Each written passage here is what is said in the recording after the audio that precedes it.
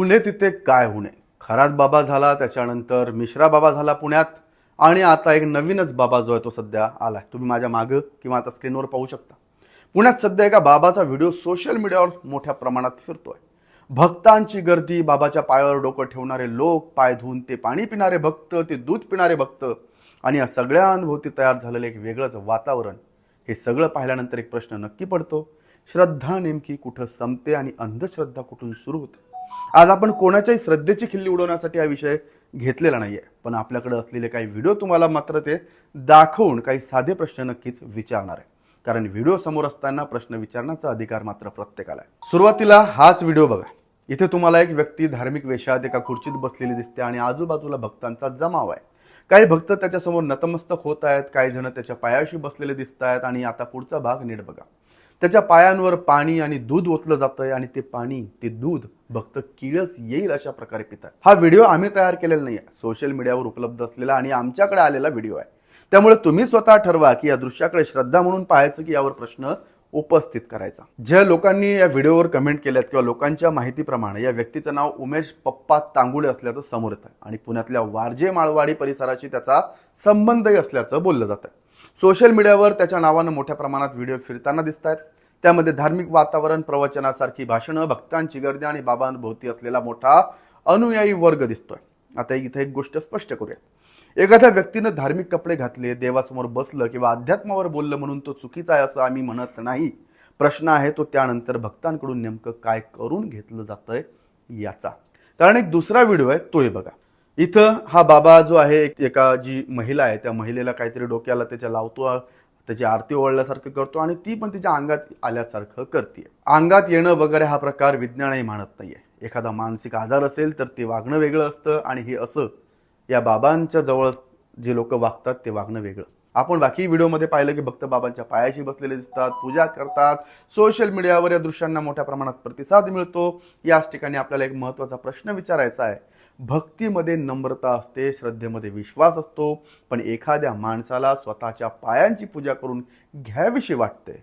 भक्तांना ते पाणी, ते दूध चरणामृत म्हणून पिण्यास द्यावं वाटतं. अशी परिस्थिती निर्माण होते तेव्हा आपण थांबून विचार करायला नको का? आता काही लोक लगेच म्हणतील तुम्ही धर्माच्या विरोधात बोलताय, काही जण म्हणतील तुम्ही नास्तिक आहात, काही जण तर थेट तुमच्यामुळे धर्म बुडतोय असंही म्हणतील. पण प्रश्न धर्माचा नाहीये, प्रश्न श्रद्धेचा गैरफायदा घेतला जातोय का याचा आहे. कारण श्रद्धा आणि अंधश्रद्धा याच्यामध्ये खूप मोठा फरक आहे. देवावर विश्वास ठेवणाऱ्या प्रत्येक व्यक्तीला कोणत्या तरी बाबाच्या मागे जाण्याची गरज असतेच असं नाही. उलट ज्याचा देवावर खरा विश्वास, तो संकट आलं तरी त्यातून मार्ग काढण्याचा प्रयत्न करतो. त्याच्यात स्वतःवरचा विश्वास असतो, परिस्थितीला सामोरं जाण्याची ताकद त्याच्यात असते आणि प्रत्येक गोष्टीसाठी एखाद्या व्यक्तीवर अवलंबून राहण्याची गरज त्याला वाटत नाही. जो आस्तिक असतो, ज्याचा देवावर विश्वास असतो. आणि मला इथे एक गोष्ट स्पष्टपणे सांगायची आहे. दुनिया झुकती है, झुकाने वाला चाहिए. लोक स्वतःहून कोणाच्या मागे जातात हे खरं आहे, पण त्याच वेळी लोकांच्या श्रद्धेचा फायदा घेणारे असे लोक हे लोकांना झुकवतात आणि मग झुकतीये दुनिया, झुकणारे चाललेच. एखाद्याच्या मनात भीती निर्माण करा, त्याला सांगा की तुझ्यावर संकट आहे, तुझ्या घरात काहीतरी वाईट आहे, एखादी पूजा केली नाही तर नुकसान होईल, आणि मग त्याच भीतीतून लोकांना स्वतःभोवती बांधून ठेवा. ही या बाबा लोकांची पद्धत. ही पद्धत नवीन नाहीये, म्हणूनच सजगता आणि तर्कबुद्धी महत्वाची आहे. खरात मिश्रासारखे बाबा असेच मोठे नाहीत झाले, यांना मोठे करणारे तुमचे आमच्यासारखेच लोक आहेत. आता या व्हिडिओकडे तुम्ही पुन्हा एकदा नीट बघा ना, भक्तांची प्रतिक्रिया बघा, बाबा भोवती तयार झालेलं ते वलय, ते वातावरण बघा आणि स्वतःला एक प्रश्न विचारा. इथे भक्ताला स्वतःच्या आयुष्यावर विश्वास ठेवायला शिकवलं जातंय की प्रत्येक गोष्टीसाठी या व्यक्तीवर अवलंबून राहायला शिकवलं जातंय? हा फरक समजून घेणं महत्वाचं आहे. या बाबांच्या सोशल मीडिया व्हिडिओमध्ये काही ठिकाणी मोठ्या प्रमाणात भक्तांची गर्दी दिसते. काही व्हिडिओमध्ये लोक त्याच्या पाया पडताना, पूजा करताना, चरणामृत पिताना, त्याच्या सांगण्यावर प्रतिक्रिया देताना, अंगात आल्यासारखं एडवाकडं झुलताना दिसतात. पण त्याचबरोबर काही व्हिडिओमध्ये महागड्या गाड्या, सोन्याचे दागिने, मोठ्या खर्चाचं प्रदर्शनही दिसतंय ना. आता यावरून कुणी गुन्हा केला असा निष्कर्ष काढता येत नाही, पण एवढं नक्की ना की अशा दृश्यांकडे प्रश्न न विचारता पाहण्यापेक्षा त्या मागचा पैसा कुठून येतो, व्यवहार कसे होतात आणि भक्तांकडून काय अपेक्षा ठेवल्या जातात आणि भक्त ते कशी पूर्ण करतात हे विचारणं गरजेचं आहे. कारण आजच्या काळात प्रत्येक माणूस कुठल्या ना कुठल्या समस्येतून जातोय. कोणाला नोकरीची चिंता आहे, कोणाला पैशाची चिंता आहे, कोणाला घरातील समस्या आहेत, तर कोणाला नात्यांमध्ये अडचणी आहेत. आणि या सगळ्यातून माणूस पटकन एखाद्या चमत्काराच्या, तत्काळ उपायाच्या किंवा एखाद्या व्यक्तीच्या आश्वासनाच्या मागे जाऊ शकतो, भरकटू शकतो. इथंच भोंदूगिरीला संधी मिळते असा आरोप अनेकदा केला जातो. आणि हा व्हिडिओ मुद्दाम या बाबांसाठी नाही तर तुमच्या आमच्यासाठी आहे. मला तर वाटतं की अशा बाबांपेक्षा आपण स्वतःलाच एक काही प्रश्न विचारले पाहिजेत. माझ्या समस्येचं उत्तर खरंच एखाद्या व्यक्तीकडे आहे का? माझी भीती कोण वाढवतंय? मला विचार करायला शिकवलं जातंय की फक्त आदेश पाळायला शिकवलं जातंय? माझ्याकडून पैसे, भेटवस्तू किंवा इतर काही मागितलं जातंय का? आणि सगळ्यात महत्वाचं म्हणजे मी श्रद्धेने एखाद्या व्यक्तीसमोर जातोय की भीतीपोटी? कारण खरी आध्यात्मिक परंपरा माणसाला लाचार बनवत नाही. महाराष्ट्राच्या संत परंपरेचा इतिहास पाहिला तर संत ज्ञानेश्वर, संत तुकाराम महाराज, समर्थ रामदास स्वामी अशा संतांनी माणसाला आत्मज्ञान, विवेक, भक्ती आणि चांगल्या आचरणाचा मार्ग दाखवलाय. संत तुकाराम महाराजांच्या अभंगाकडे माणसाला स्वतःकडे पाहण्याचा संदेश मिळतो. समर्थ रामदास स्वामींच्या विचारांमध्ये कर्तृत्व आणि आत्मबळ आहे. मग एखाद्या व्यक्तीनं स्वतःला केंद्रस्थानी ठेवून भक्तांनी स्वतःची पूजा करावी अशी परिस्थिती निर्माण करणं या संत परंपरेची खरंच जुळतं का, हा प्रश्न आपण विचारायला पाहिजे. अशा बाबा आणि बुवांचे व्हिडिओ पाहिले तितके कमी आहेत. भक्तांचा उत्साह वा, बाबांभोवतीचं वातावरण अरे वा, आणि सोशल मीडियासाठी तयार होणारा कंटेंट जबरदस्त, हे तीनच शब्द आहेत. आजच्या डिजिटल युगात व्हिडिओ व्हायरल झाला की काही दिवसांत एखादी व्यक्ती हजारो लाखो लोकांपर्यंत पोहोचते. त्यातून अशा बुवा बाबांनाच भक्त भेटतात. भक्तांचा वर्ग वाढतो, गर्दी वाढते आणि त्याचबरोबर प्रभावही वाढतो. त्यामुळे सोशल मीडिया फक्त प्रसिद्धीचं माध्यम राहिलेलं नाही, तो श्रद्धा निर्माण करण्याचं एक मोठं साधनही बनू शकतो. मात्र तिथं अशा गोष्टी घडतात. म्हणून इथं दिसणाऱ्या प्रत्येक गोष्टीकडे डोळे बंद करून पाहण्याऐवजी स्वतःला प्रश्न विचारणं गरजेचं आहे.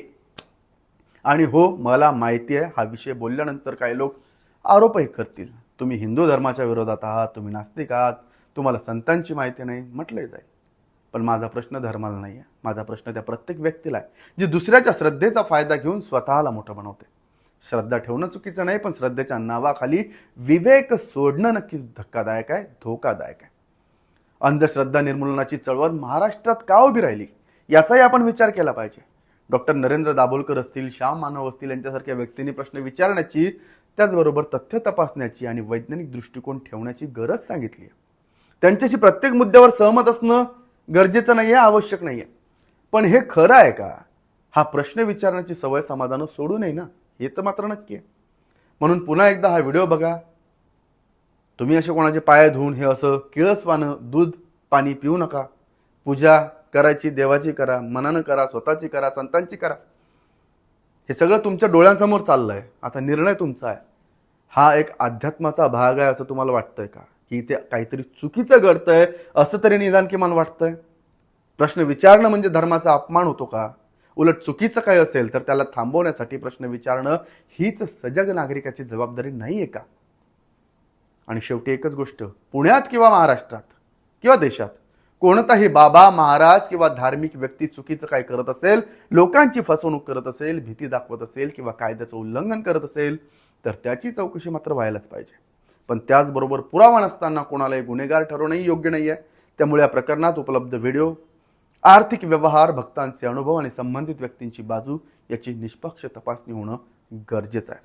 कारण महाराष्ट्र हा संतांचा आहे, संतांच्या विचारांचा आहे, विवेकाचा आहे.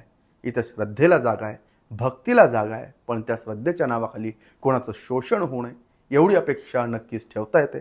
देवावर श्रद्धा ठेवा, संतांचे विचार वाचा, आपले प्रश्न विचारण्याची ताकदही स्वतःमध्ये ठेवा.